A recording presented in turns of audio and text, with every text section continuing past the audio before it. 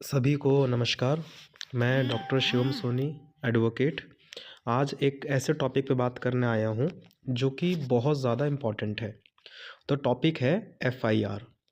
तो आज हम पहला जो वीडियो है हम एफआईआर पे बनाएंगे। और अगर आपको लगता है कि जो इन्फॉर्मेशन मैंने आपको दी है वो आपको बहुत ज़्यादा कहीं ना कहीं नॉलेजेबल लगी, थोड़ी हेल्पफुल लगी, तो आप मुझे को कमेंट के थ्रू बता दीजिएगा। मैं किसी और एक ऐसे टॉपिक पे ही दोबारा वीडियो बनाने आ जाऊँगा। तो जैसा कि आज का टॉपिक है हमारा FIR, that is first information report. तो ये टॉपिक मैंने क्यों चूज़ किया, सबसे पहले ये बताता हूँ। ये उन लोगों के लिए है जो कहीं ना कहीं सबसे ज़्यादा झूठे मुकदमे में फंसे हुए हैं। जैसा कि मान लीजिए कोई भी दो लोग हैं। कई बार ये देखा गया है कि अगर दोनों में से किसी एक पर्सन को, या आप जिस सोसाइटी में रहते हैं, आपने देखा होगा जिस सोसाइटी में आप रह रहे हैं कहीं ना कोई इंसान आपसे खुश नहीं रहता। ये अलग सच्चाई है कि हम सबको खुश रख भी नहीं सकते, बट कुछ ऐसे लोग होते हैं जो कहीं ना कहीं दुश्मनी निकालना चाहते हैं हमसे। और वो दुश्मनी कैसे निकालना चाहते हैं? कई बार वो आप लोगों पे झूठी एफआईआर करवा देते हैं।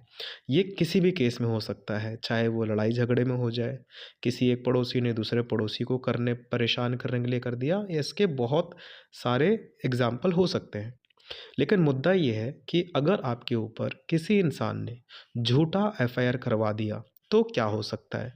अब आपको पता है कि एक बार एफआईआर हो जाए तो जो एक मिडिल क्लास फैमिली होती है उसकी तो रातों की नींद ही उड़ जाती है। और सही बताऊं तो सिर्फ एक मिडिल क्लास फैमिली की नहीं, चाहे कोई भी इंसान क्यों ना हो, अगर उसको ये लगता है कि भाई मेरे तो नाम आ चुका है एक एफआईआर में, तो उसको ये लगता है कि अब तो मेरा सब कुछ ख़त्म हो गया। क्योंकि आपको पता है कि अगर मैं टीनेजर्स की बात करूं तो उनको पता है कि एक बार अगर उनका एफआईआर में नाम आ गया तो कहीं ना कहीं गवर्नमेंट जॉब तो वो भूल ही जाएं। सेकंड, अगर कोई कॉर्पोरेट सेक्टर में जॉब कर रहा है और अगर कलीग्स को पता चल गया, बॉस को पता चल गया कि भाई इसके ऊपर एक एफआईआर हुई है, तो कहीं ना कहीं आपकी जॉब खतरे में पड़ जाती है।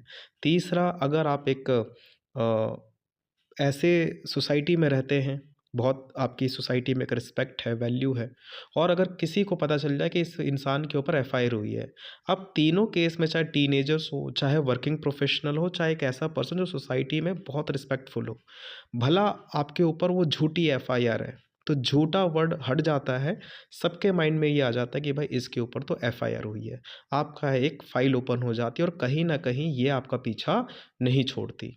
तो इसीलिए ये टॉपिक मैंने चूज़ किया कि सबसे पहले मैं आपको इसके बारे में बताऊं। एफआईआर एक ऐसी चीज़ है कि अगर एक बार हो जाए तो कहीं ना कहीं रातों की नींद तो उड़नी तय है, चाहे वो कोई भी इंसान हो।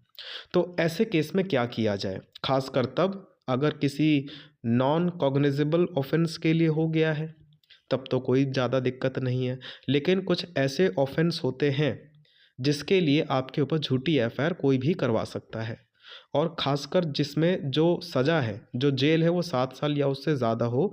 तो कई बार तो ऐसी एफआईआर में बिना किसी परमिशन के पुलिस वाले आपको घर से उठा कर ले जाएँगे, गिरफ़्तार कर सकते हैं। क्यों? क्योंकि आपके ऊपर ऐसे ऑफ़ेंस के ऊपर आरोप लगाया गया है जिसको साबित करने में ही आपके पसीने छूट जाएँगे और टाइम बहुत ज़्यादा ख़राब होगा।